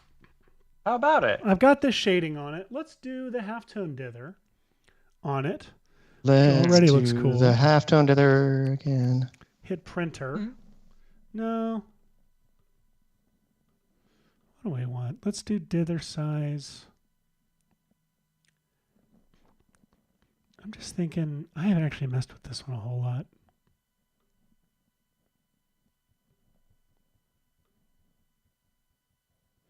Never mind, this might not be the right way to go about it. But this is the right way to do where you fly through the Columbia logo at the beginning. Hashi recreated that for our content filter. Content? Yeah, I did. Come on. No content? Wait, where's our content thing? What is happening? Mr. Friction? Sorry. Don't you ever forget about Mr. Friction, baby. It's a physics term. Now, hang on. Let me see. We've got to have the content one. That's ridiculous. We need content. Is Sorry still around? Yes, I turn it off, though. We say it a lot with our Canadian influence. It is the Sorry one. Yes. Hang on a second. Do we fly through it? We do. So watch this. This little effect right there that Hashi recreated. Oh, yeah. That. And that effect, by the way, was actually using the layer as an input for mirror. Or not for mirror, for... form. Yes. Yeah. What's going on with the show? There it is. Okay. So do we still have the logo is too annoying drop? Because that was one of my favorites. That was really complex and had all of this like automation to it. So unfortunately, I don't have it. Oh, I missed that one. But that said, the logo has gotten calmer since people used to complain about it. So it's not as necessary. I intentionally made it less annoying for people, but I've got the party here somewhere. We listen to you. Whoever says we don't listen to our people? Me. I say it. You all can go to hell. And as long as you subscribe first to our channel. Make sure you also hit like on this Please video. like and subscribe. It helps. It really it truly does. The reason everyone says it is because it's true. I like that. It's just annoying. This nice little threshold posturization stuff, which again is really fun to actually animate. If you look at there's some motion motion design possibilities with animating the posturization, the dither bias here. Whoa! A natural trigger of Imagine the Possibilities. That was the very first one we've had on the show, and we made that thing a long time ago. It's been lying in wait. It's been lying in wait. It's going nuts, man. If we're not careful, we might get canceled. It's not relevant, but worked really hard on that one. You'll notice that it takes screenshots of us. So hang on, Hash, real quick. Let's pose. Canceled.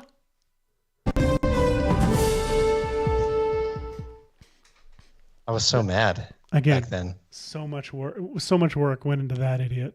And never. We're hardly ever canceled.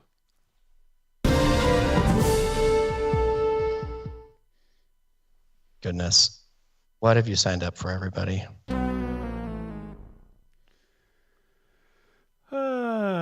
Custom dither. Why not? Oh, that's pretty neat.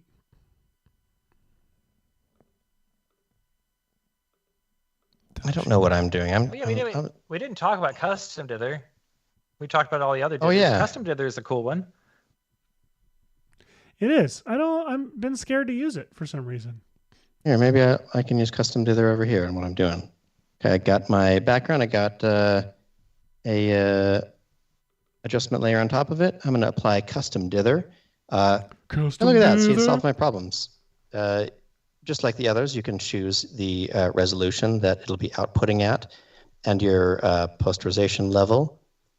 So if I turn that to maybe like here, there we go. That's pretty cool. Seth, can we see Hashi's screen bigger, please? But look at this. Look what happens when you mess with the hue offset. It's fun. I know the hue offset is so good to animate. Like it's these little tricks that are this is a little no longer VFX emulating. Chill party I'm going to do right here. Yeah. Okay, check out the Game Boy Pocket palette. There you go. Hashi's screen is big enough we can see it now. No, you're good. You're good, Seth. He made things bigger. Okay, I know that it's difficult, but like we know what we're looking at, which is this cool buildings going by. Oh yeah, so here we go. So if we did like Game Boy Pocket, we could do a background that looked kind of like that, and then we just need a little character to move along that. We could even go to a higher resolution than the Game Boy ever had. Let's see, dither bias maybe right here. Okay.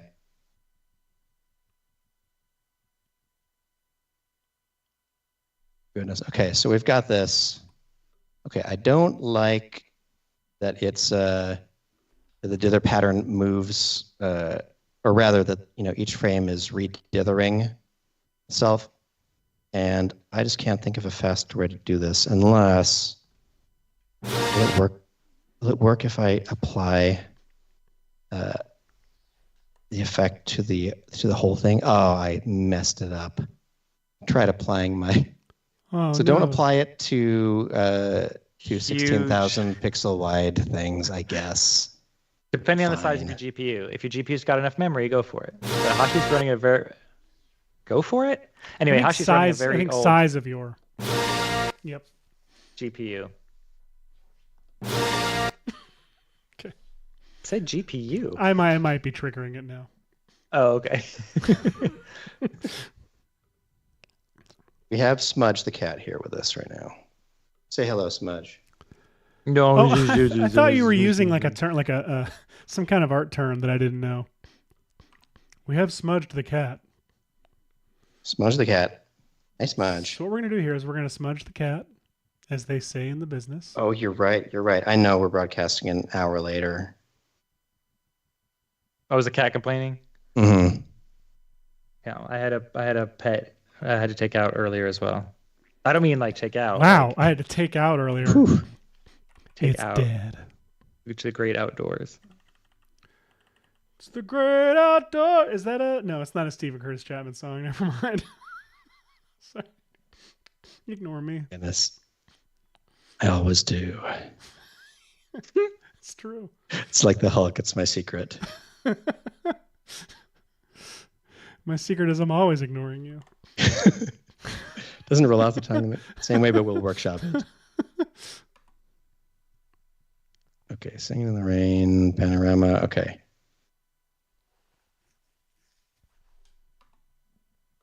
Okay. This may work, and this may be crazy. Okay, instead of applying but the here's pixel my dither number, so call me to baby. the entire panorama, I went ahead and what did I do? I quickly had it export all of the frames from that with, I think, overlap. And now I'm going to say automate photo merge in Photoshop, and I'm going to say add opened files. And we'll say, okay, it's just repositioning them. Okay.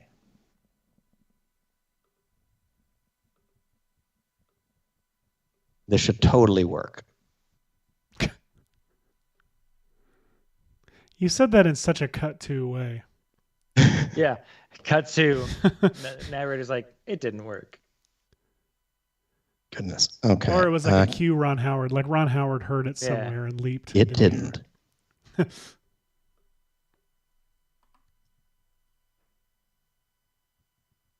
Such a good 3 series of a show. Boy, I didn't think this would take so long to do. We need a clip of that at the end of every show. He didn't.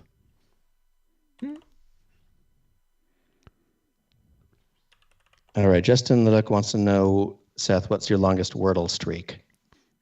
It's been a while. It's been a while. In the words of Nickelback, it has been a while. I have not played Wordle in a while. My poison nowadays is Puzzmo. I'm a big Puzzmo guy. I love Puzzmo. Have I said Puzzmo enough?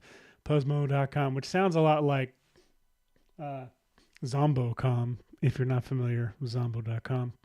I hope that's still there and not something worse. But anyway, all of that to say, it's been a while, as Nickelback said. I'm in a loop now.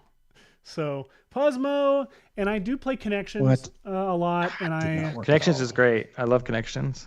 I love Connections, and I'll try. I love doing the spelling bee, and then I started listening to the Lonely Island Seth Meyers podcast and discovered that Andy Samberg is like queen bee in it every day, and it made me feel inferior. And now it's in my head when I go to play spelling bee. I'm like, well, it's a great podcast, by the way. You got me hooked on that one too. Podcast, God, I love it so much. My max Wordle streak is 36. I've played 406 games. I've won 99% of the time, according to my stats. No, my morning routine is as soon as I wake up, I'll go. I have a specific order I do things in. I don't subscribe to the New York Times Games app, so I can't do the full crossword, but I can do the mini, which is the timed one. This morning's I finished in 1 minute and 17 seconds. So I do the mini first, then Wordle, then Connections, then Strands, which is a newer one that I quite like. Then Spelling Bee, and then Letterboxd. Those are the ones I do to kind of wake my brain up in the morning. Letterboxd I love. Things. I am where with Letterboxd. Are you are you a minimum number kind of guy, or do you always have to overperform with Letterboxd? Oh, on Letterboxd, I always try to get it in fewer than they say. So if they're like, solve it in 6, I usually get it in 3 or 4. That's my goal. Oh yeah, sorry, underperform. Yes, me too. Yeah. Me too. Yeah, I'm not like unless I'm I gotta go. Like especially some of the other puzzles took a while and whatnot. Yeah.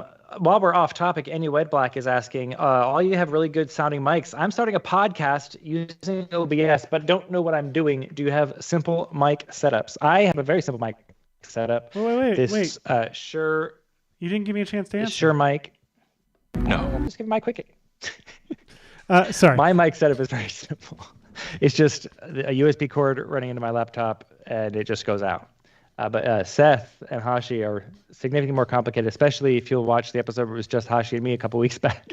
You'll notice how complicated Hashi's is needlessly complicated. Considering the fact that he doesn't broadcast the show anymore, it's like I don't know really why you're still using them. I deleted all of it. I deleted all of that stuff.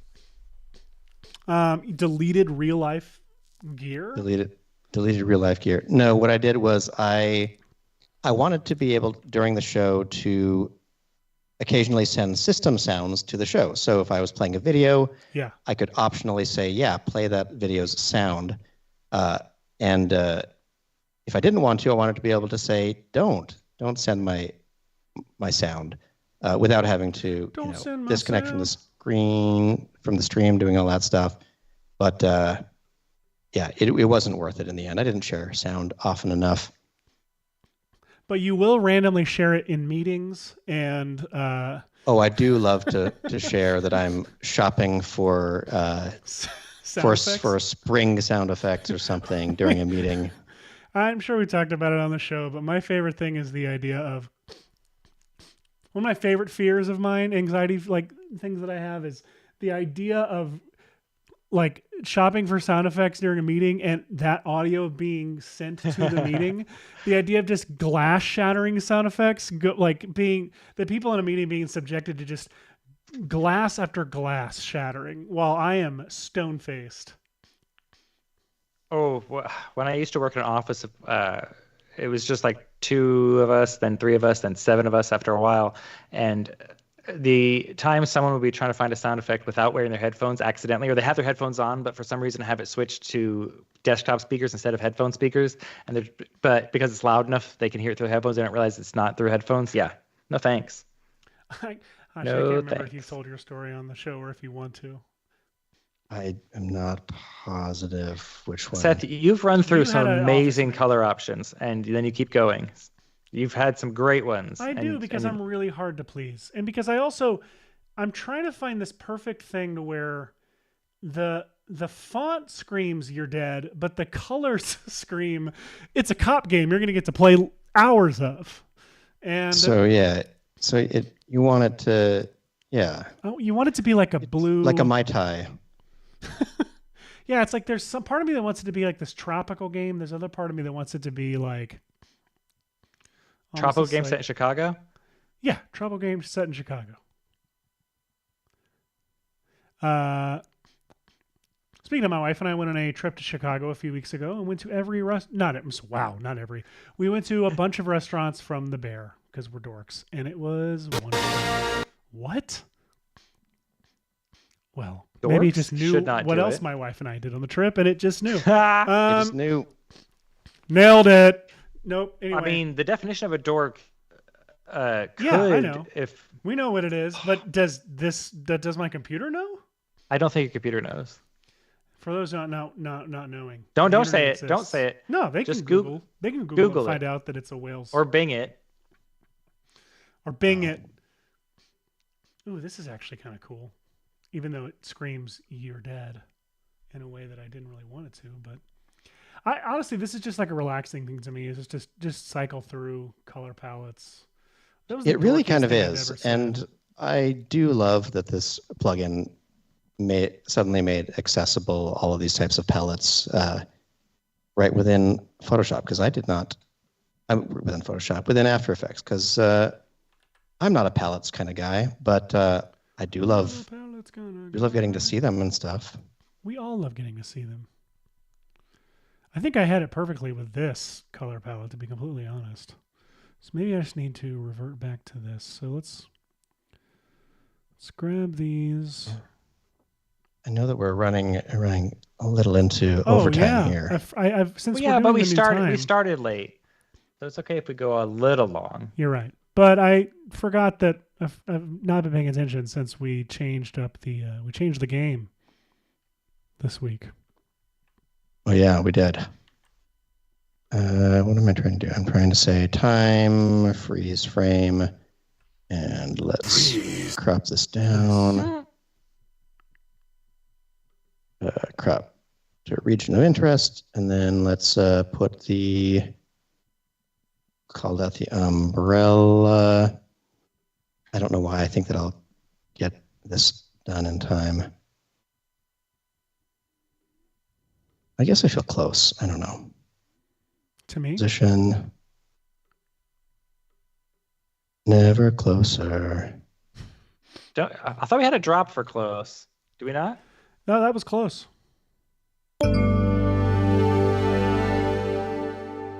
There it is. There it is.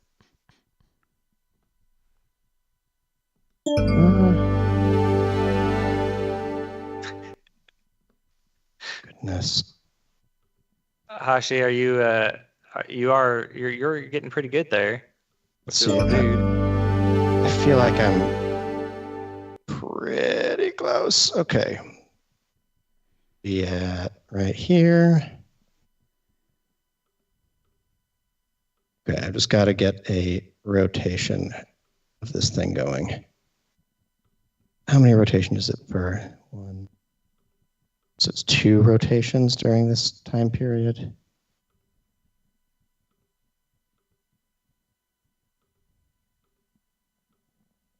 Okay, let's see. We're close. Okay. Rotating it.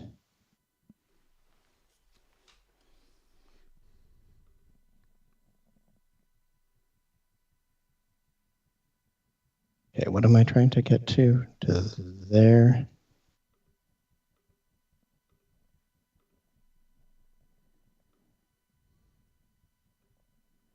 Okay, close enough, we'll say. All right, char. Let's go over to here and see what happens if we add way bigger than it needs to be. Oh, composition, trim to work area. And let's export this as a sequence first too. We got some more singing happening in the chat. So just a reminder before we head out, make sure you update your things. Maxon Studio got a tiny little update that removes a huge frustration for me, where you can now just drag your footage or logos into the capsules that have video footage and logos and whatnot in there. So much easier to do that stuff. And Universe, for those of you who have Universe subscriptions, Red Giant subscriptions, or Maxon One subscriptions, Universe now has 6 new tools, palettes, which is fun, and 5 different dither tools, which you've been watching us play with all this episode. So make sure you get your updates in today. And one more thing that I would like to mention is that if you are a senior motion designer in the Canada area, Maxon has a position opening. Tell them I sent you. The link is in the chat. So yeah, if you're a senior motion designer, and it's in Montreal, I think. So if you're in the Montreal area, check that link in the chat. No, Waterloo, whatever. Close enough. It's in Waterloo, Ontario, Canada. So check it out. Look at that. I think it's our first position opening notification on the show. Yeah, I thought I'd bring it up. It's because a lot of the positions at Maxon are for like developers, GPU coders, and that kind of stuff. Plus, lawyers and financial folks and HR people, because the company's like growing, so they need all those other support positions. But so there's no reason to say, hey, anyone's a international business lawyer on the show. Our viewers are not, most of it. I don't know if you're an international business lawyer, feel free to say something in the chat or ping Red Giant on social media, call me a fool. But I figure most of our folks are probably VFX artists or motion designers. And so when I saw the motion design position was open here, I thought, you know what? I'll tell our loyal listeners about it. Hash, let's see what that looks like before we go. I think it's going to look a little something like... Let's posterize it a little bit more. All right, here we go. So this looks a little something like, what am I looking for? Tilde. I don't want to be that. There we go. Look at that. Considering you do that in like 10 minutes, that's freaking impressive. Pretty great. It just took 2 hours to do the panorama and like 20 seconds for this to go. The easy part, and then 20 seconds to do the hard part. That's the Hashi way. Bruno says, do you rotoscope that entire thing in After Effects? He was doing it the whole time in the side of the screen over there. We were distracted by Seth's pretty colors, and he's over there rotoscoping. But you keep in mind, he only rotoscoped a little bit. He only had a roto a little bit of it. We have a rotoscoping drop somewhere. We have motion tracking. It'll happen. We do. It's a lot, though. There it is. So listen, this was a fun week. Update your universes if you have not, and mess around. I like the sound of that. Make some noise with these pixel dithers. And please, for the love of God, make sure you are subscribed to our main channel at VFX and Chill. And do us a favor. Share us with as many people as you possibly can. Like, just tell people to watch VFX and Chill. Do that. And I like that. If you want a deeper dive into the pixel dither tools, there's a tutorial with Chad Perkins. The link for that is in the chat. It's over on the It's over on the Red Giant YouTube channel, youtube.com/Red Giant. Yes. Great summary of all of these tools and what they do. I am so excited, guys. I love all of you. I hope we have an incredible weekend and an incredible week, and we'll see you back here next week. Same new time, same new channel. YouTube.com/VFX and Chill. Bye.